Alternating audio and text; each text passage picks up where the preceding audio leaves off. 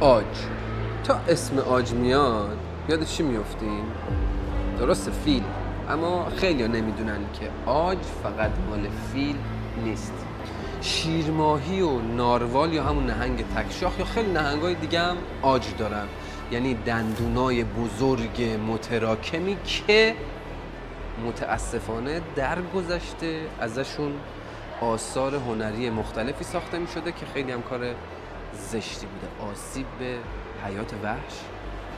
حالا امروز آوردمتون توی موزه که یه باروتدان رو از نزدیک بهتون نشون بدم، وسیله‌ای که تا قبل از اختراع فشنگ تیراندازا باید با خودشون حمل میکردن و یه مقدار مشخصی از اون باروتای توش رو میختن توی تفنگ تا بتونن شلیک کنن. اینجاست، ببینیدش.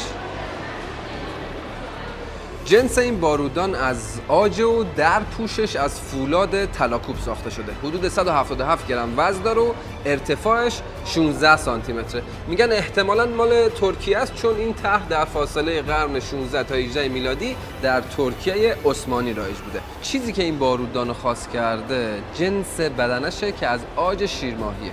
البته والروس کلمه درستره، یا همون گراز دریایی که یه پستاندار شبیه شیر دریایی یا فوک.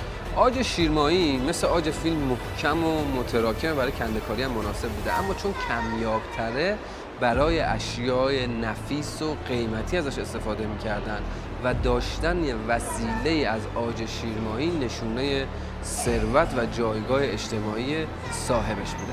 حالا اگه میخواین اثر رو ببینید باید بیاید به موزه مرکزی آستان آقاست.